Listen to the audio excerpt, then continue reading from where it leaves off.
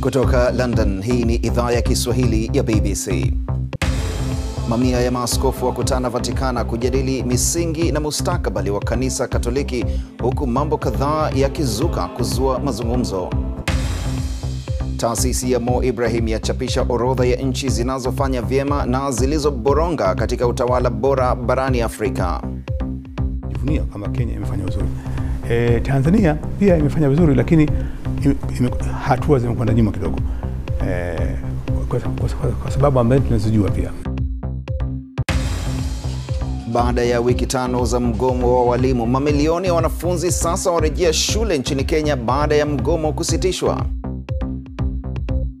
Harakati za kutafuta meneja mpya Liverpool baada ya Brendan Rodgers kufutwa kazi. Tayari klabu imefanya mawasiliano na meneja wa zamani wa Borussia Dortmund, Jurgen Klopp, lakini mchakato bado unaendelea.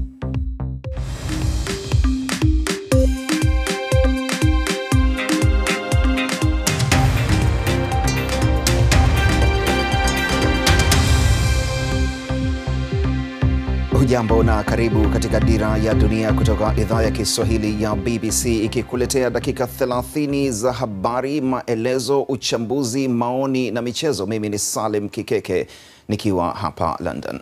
Mkutano wa zaidi ya maaskofu 300 umeanza Vatikana wakati kanisa Katoliki likijadili baadhi ya mafundisho muhimu kuhusiana na masuala ya familia na ambayo yatazingatiwa kwa miaka mingi ijayo. Mkusanyiko huo wa viongozi wa kanisa hilo unafanyika Roma, huku padri mmoja akijitokeza na kusema kwamba amekuwa katika uhusiano wa mapenzi ya jinsia moja na alifukuzwa kutoka wadhifa huo wa upadri. Alex Muridhi ana maelezo zaidi.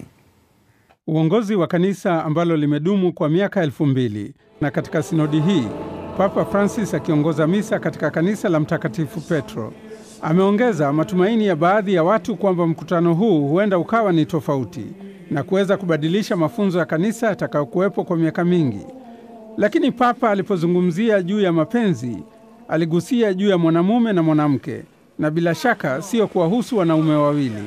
Lakini kama alivyoelezea padri huyu wa Poland kwamba anaamini mapenzi ya jinsia moja na yumo katika uhusiano wa aina hii, hili lilionekana jambo ambalo sio la kuipendeza Vatikana mwishoni mwa wiki. Mapadri wanatazamiwa kuishi katika hali ya useja katika hali yoyote ile. Mimi ni padri mwenye furaha na anayeshiriki mapenzi ya jinsia moja. Nina furaha sana kwamba leo ninaweza kusema hivyo. Kanisa halikufurahia hayo. Bado linafundisha kushiriki katika mapenzi ya jinsia moja ni kosa. Ni kati ya masuala mengi ambayo maaskofu watashauriana na ambayo huenda asibadilike. Ndoa za watu wa jinsia moja kufananishwa na familia au ndoa ya mwanamume na mwanamke sio sawa kabisa, na kanisa kamwe halitalitambua hivyo. Is not an equivalence that the church is ever going to recognize. Hata kwa Wakatoliki wanaofanya kama wanavyoshauriwa na Vatikana kama Laura Williams, wana matumaini kanisa litaweza kuwasikiliza waumini wake. Mengi ya mafunzo ya kanisa yanahusu pia maisha ya wanawake. Badala ya kuwakutanisha wanaume 300 ukumbini wanaoishi katika useja na kufanya mageuzi makubwa ambayo yataihusu dunia nzima, ingekuwa vyema kuzisikia sauti za wanawake.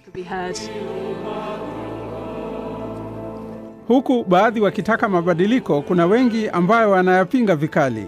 Hatimaye Papa ndiye atakayeamua ikiwa mabadiliko yoyote yatapitishwa. Alex Muridhi, BBC.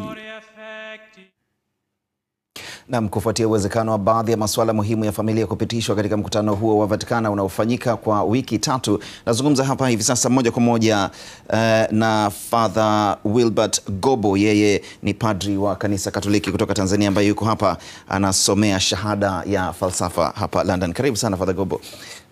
Papa Francis amewapa nafasi maaskofu hao 300 wamekusanyika.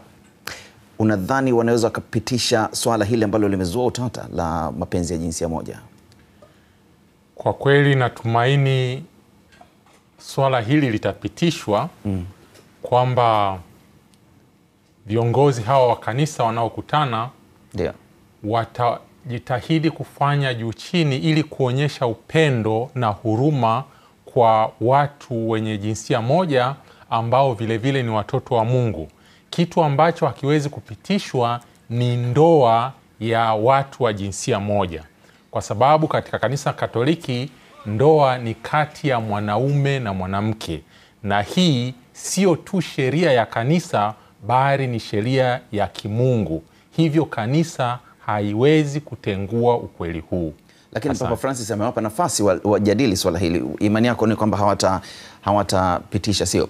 Lakini kama kutakuwa na watu pengine wanapendekeza kuwe na mabadiliko, watagawanya vipi waumini wapatao 1.5 bilioni duniani kote? Ningependa kusema kwamba kanisa Katoliki lina viongozi wa kanisa ambao tunaita magisterium. Vile vile kuna ile dhamira ya waumini ambayo Kilatini tunaita sensus fidei. Na uhakika kabisa busara nyingi zitatumika kwa hawa viongozi wa kanisa kuhakikisha kwamba maamuzi yote yatakayochukuliwa ni kwa ajili ya kusaidia familia za Kikristo mbalimbali kuishi vema Ukristo wao na sio kuwagawanya. Kwa kweli mimi binafsi na uhakika kwamba mambo mengi yatatumika ili kusaidia kwamba familia za Kikatoliki zinaishi vema Ukristo wao. Lakini kama tutatizama kuna sauti labda za makundi madogo ndani ya kanisa, uoni itafika wakati labda huenda wakashawishi kanisa pengine kwenda na wakati, kwa sababu haya mambo yanakwenda kutokana na kubadilika kwa ulimwengu? Ningependa niseme kitu kimoja, kwamba kanisa Katoliki lina nguzo 3. Kuna maandiko matakatifu, Biblia, kuna mapokeo ya kanisa ambayo ni tradition, alafu vile vile kuna hali halisi ya maisha ya watu. Tangu mtaguso wa pili wa Vatikano, kanisa limejaribu kusikiliza hali halisi ya watu katika shughuli zake za kichungaji. Alafu vile vile Baba Mtakatifu Yohane Paulo wa pili naye vile vile katika barua yake Familiaris Consortio ambayo inahusiana na mambo ya familia, amejitahidi kuwasaidia watu ambao ndoa zao zimetengana ili wasijisikie wapweke katika kanisa. Na Baba Mtakatifu Francisco anajitahidi kuonyesha huruma na mapendo katika familia na kuwasaidia. Hivyo lengo kwa kweli ni kuzisaidia familia za Katoliki kuishi vyema Ukristo wao. Asante sana Father Wilbert Gobo, na muda unatupa mkono. Najua ni swala nyeti, lakini tutakuwa na wiki 3 za kufuatilia mkutano huo wa Vatican. Asante sana kwa kututembelea katika studio. Nashukuru sana. Na ukitaka kuifuatilia taarifa hiyo unaweza kuipata moja kwa moja kupitia simu yako ya mkononi kupitia bbcswahili.com. Unaipata taarifa hiyo na mkutano jinsi unavyoendelea nchini Roma wa kanisa Katoliki. Na sasa tuangazie taarifa nyingine zinazogonga vichwa mbalimbali vya habari duniani kwa wakati huu. Uturuki imeishutumu vikali Moscow baada ya ndege ya kivita ya Urusi kuvunja sheria za anga karibu na mpaka wake na Syria. Uturuki inasema ndege zake 2 za kivita zilikabiliana vikali kuizuia ndege hiyo siku ya Jumamosi. Urusi imejitetea ni makosa ya kiufundi. Jeshi la Uturuki pia limeonyesha jinsi ndege zake 2 zilivyonyanyaswa na ndege hiyo wakati ikifanya doria mpakani na Syria. Vyanzo vya Palestina vinasema kijana mmoja wa Kipalestina ameuawa baada ya jeshi la Israel kufyatulia risasi kambi ya wakimbizi karibu na mji wa Bethlehemu. Ni wa pili kuuawa na askari wa Israel katika saa 24. Israel imeongeza ulinzi baada ya Waisraeli 4 kuuawa na Wapalestina siku chache zilizopita. Wapalestina wengi wamefungiwa kuingia Bethlehemu ya zamani kufuatia mauaji hayo. Tuzo ya Nobel ya utabibu imetolewa kwa watafiti 3 waliopiga hatua kubwa kupambana na maambukizi ya vimelea. Nusu ya tuzo hiyo imekwenda kwa UU2 baada ya kugundua matibabu ya malaria. Wengine 2 ni William C. Campbell na Satoshi Omura ambao wamegundua dawa mpya zaidi ya kupambana na magonjwa yanayosababishwa na vimelea kama ugonjwa wa usubi.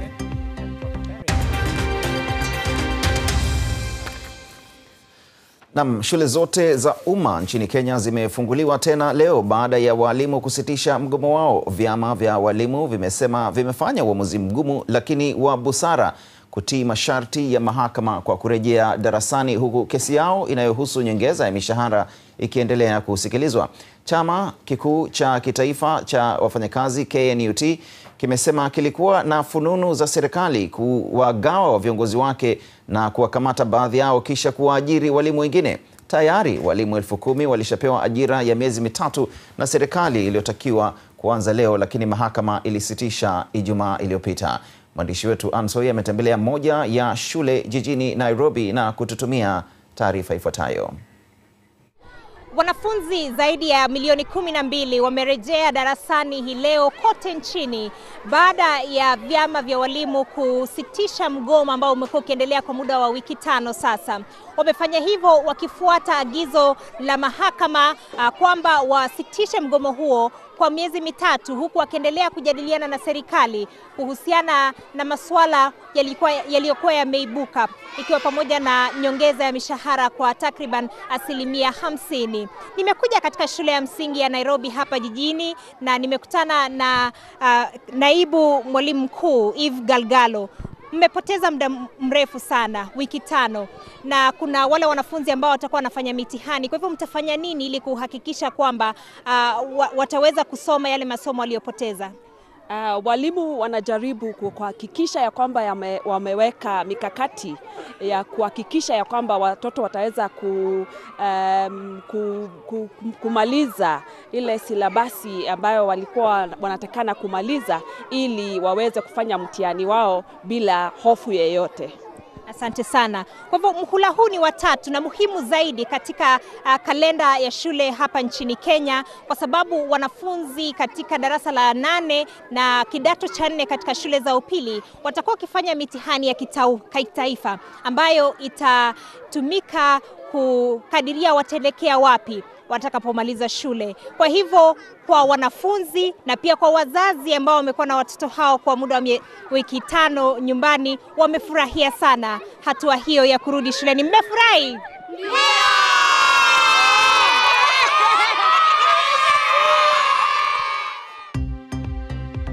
Ndio furaha ya kurejea tena darasani. Hii ni Dira ya Dunia kutoka idhaa ya Kiswahili ya BBC London. Mimi ni Salim Kikeke. Karibu tena katika Dira ya Dunia kutoka idhaa ya Kiswahili ya BBC. Uko nami Salim Kikeke. Habari kuu siku huu. Maaskofu zaidi ya 300 wa kanisa Katoliki hii leo wanaanza mkutano wa wiki 3 Vatican kujadili baadhi ya mafundisho muhimu ikiwemo masuala ya familia. Mkutano huu wa viongozi unafanyika mjini Roma wakati padri mmoja akijitokeza hadharani na kusema anashiriki mapenzi ya jinsia moja amefukuzwa upadri. Utawala bora barani Afrika umesita. Hiyo ni tathmini iliyotolewa na taasisi ya Mo Ibrahim kuhusu utawala bora barani Afrika. Utafiti huo unasema zaidi ya theluthi moja ya nchi za Afrika zimepiga hatua kwenda nyuma katika vigezo vilivyotumika kupima. Tutazungumza na Dr. Salim Ahmed Salim ambaye ni mmoja wa wajumbe wa taasisi ya Mo Ibrahim. Lakini kwanza tutazame dondoo kadhaa katika utafiti huo.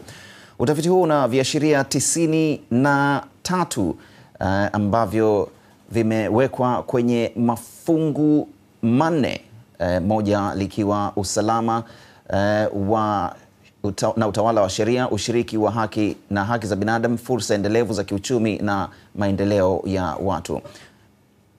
Nchi 6 tu zimeonyesha kupiga hatua katika mafungu yote 4.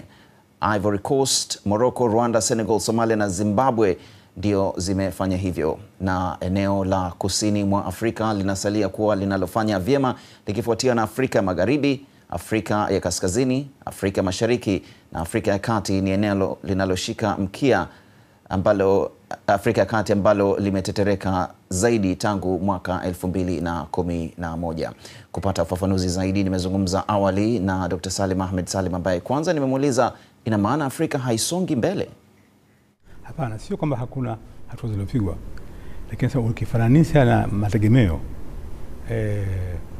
katika swala hili la utawala bora, nchi nyingi zimekuwa ama zimesimama pale pale au nyingine hata zimekonda zimerejea nyuma. Watu watasema kwamba inaonekana kama hakuna hatua kubwa sana ambazo zimepigwa, lakini dunia nzima hivi sasa inazungumzia Afrika kama ndio mustakabali wa dunia, ndio kimbilio la dunia. Kidogo inanitatanisha. Sikutatanisha, ukweli ni kwamba zamani bara letu lilikuwa kama dark continent, yani bara la giza. lakini ukweli umejidhihirisha kwamba hili ni bara ambalo lina mustakabali mwema. Kuna watu ambao wako tayari kufanya kila jitihada kuleta maendeleo. Kuna wananchi wetu, nadhani katika hili lote la msingi ni kwamba wananchi wetu kwa jumla katika bara la Afrika kila akipata ufahamu zaidi, wakielewa matatizo zaidi, wanakuwa mstari wa mbele katika kujaribu kuleta mabadiliko. Lakini kwa ujumla taarifa yenu hii inaonyesha kwamba bara lina demadema Hapana, halidemi lakini taarifa inasema kwamba kumekuwa na kusinzia kidogo katika sehemu baadhi ya nchi katika swala la demokrasia na katika swala la maendeleo ya kiuchumi na kadhalika. Na hizi nchi ambazo unazosema zimeshuka katika viwango zinawapa wasiwasi kwamba zinaweza zikarekebisha mielekeo yao. Nyingine kusema kweli, nyingine katika hizi ni nchi ambazo ziko mbele kabisa. Nimetaja Botswana kwa mfano, nimetaja Mauritius, nimetaja Seychelles na kadhalika. Lakini hizi nchi kusema kweli wako mbali, lakini si mbali sana. Na kama mazingira yao takriban nchi nyingi ndogo, lakini wamefanya makubwa. Sasa huwezi kwamba unafanya makubwa kila siku. Hilo moja. La pili, kuna nchi nyingine hizo pia ambazo zimetajwa wamekosea kwa pointi moja au pointi mbili au pointi tatu. Hii ni kama ni indhar, ni kama ni warning. Kwa jamani, mmefanya uzuri lakini mnahitaji kuendelea kufanya uzuri zaidi. Na nchi zetu za Afrika Mashariki? Wale kwa mfano Kenya imefanya uzuri. Na imefanya uzuri kutokana na hali ilivyo. Hali ilivyokuwa na tegemeo lilivyokuwa, kweli nadhani tunajivunia kama Kenya imefanya uzuri. Tanzania pia imefanya vizuri, lakini hatua zimekwenda nyuma kidogo. Kwa sababu ambayo tunazijua pia. Uganda, sababu gani? Maana kwa mfano kumekuwa na mambo ya usalama wa raia ambao mara nyingi umeathirika. Kwa hivyo kila kitu kifanyika, ukifanya kitu lazima uje kina taathira yake. Mjumbe wa taasisi ya Mo Ibrahim akizungumza nami mapema hii leo. Shirika la madaktari wasio na mipaka la Medecins Sans Frontieres linataka uchunguzi huru ufanywe kuhusu shambulio la bomu katika hospitali iliyoko Kunduz, Afghanistan. Shirika hilo limevilaumu vikosi vya NATO kuwa vilitekeleza shambulio hilo siku ya Jumamosi, ambapo watu takriban 22 waliuawa, wakiwemo wafanyakazi wa MSF. Baadhi ya walionusurika wamehamishiwa Mazar-e-Sharif. Mwandishi wetu Debula Kabwagira anatuarifu zaidi. Taswira ya hospitali ya Medecins Sans Frontieres mjini Kunduz, tegemeo la wengi mjini waliojikuta katikati ya mapigano.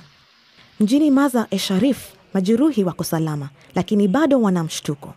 Madaktari walikuwa ndio wananipeleka kufanyia upasuaji bomu lilipolipuka. Moto ulikuwa umenizingira, niliona wagonjwa na madaktari wakifa moto. Ndiyo masimulio ya wagonjwa hapa, wanaosema walikwenda kwa matibabu na kushtukia ghafla wanashambuliwa.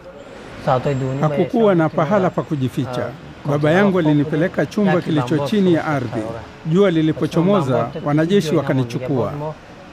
Huku mapigano yakizidi, watu wanaendelea kuuhama mji. Masuda alikuwa amejificha siku nyingi ndani ya chumba chini ya ardhi na watoto wake 7 mapigano yalipokuwa yakiendelea. Alieleza aliyowasibu. Hatukuwa na chakula kwa siku nyingi.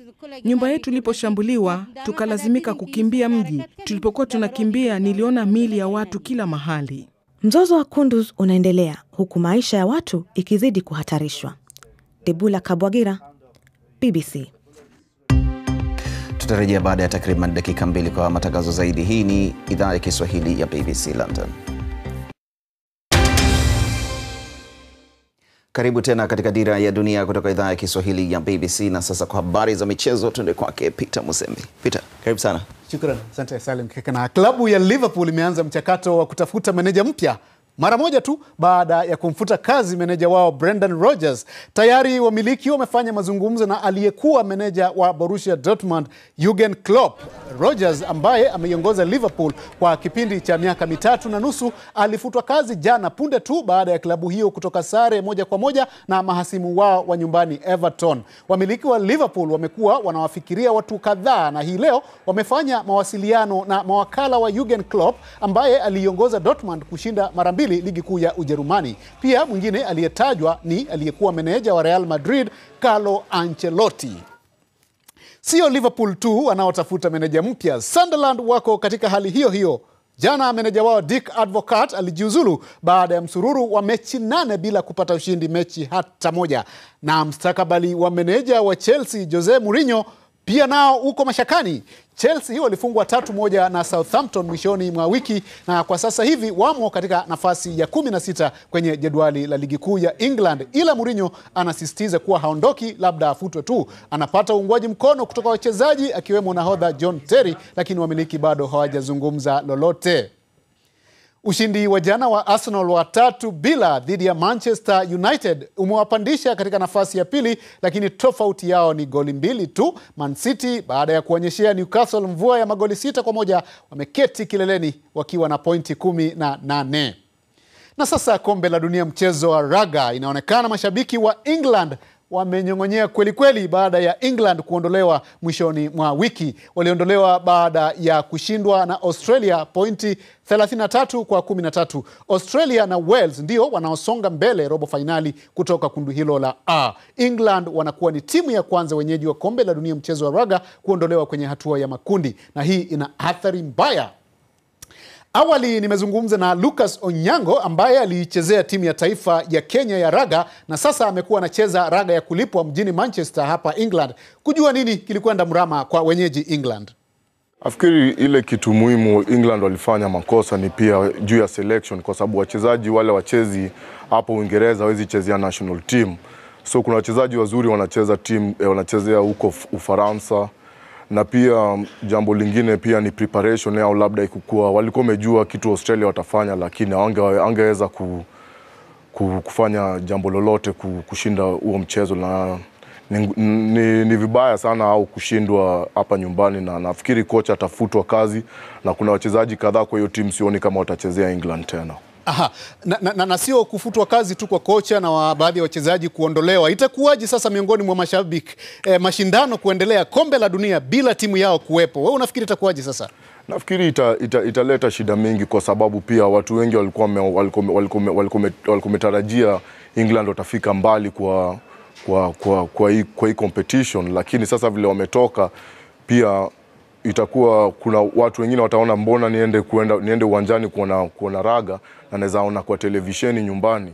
So nafikiri italeta shida na namba za watu wataenda uwanjani kwa stadium kuangalia michezo. Lucas Onyango hapo, cheza raga, alikuwa timu ya taifa ya Kenya. Na ni hayo tu katika michezo kwa usiku huu. Salim. Sana Peter Musembi, na moja kwa moja tuangalie basi swala hilo nimekuuliza kwenye ukurasa wetu wa Facebook kuhusiana na mameneja kufukuzwa kazi. Isaya Sambo yeye ameniandikia hapa, anasema huo ni uonevu, ilitakiwa kocha apewe muda zaidi ili kufundisha timu waweze kupata ushindani. Masanja Kabamba naye anasema hata wachezaji wanachangia, kwani wana haki ya kukwaruzana na kocha wao. Kumbuka nawe pia kama una maoni yako unaweza kutuandikia kupitia Facebook, hali kadhalika pia kupitia Twitter. Mpaka hapo hatuna la ziada. Mimi ni Salim Kikeke kwa niaba ya wote waliofanikisha matangazo haya, na utakieni usiku mwema. Alamsik.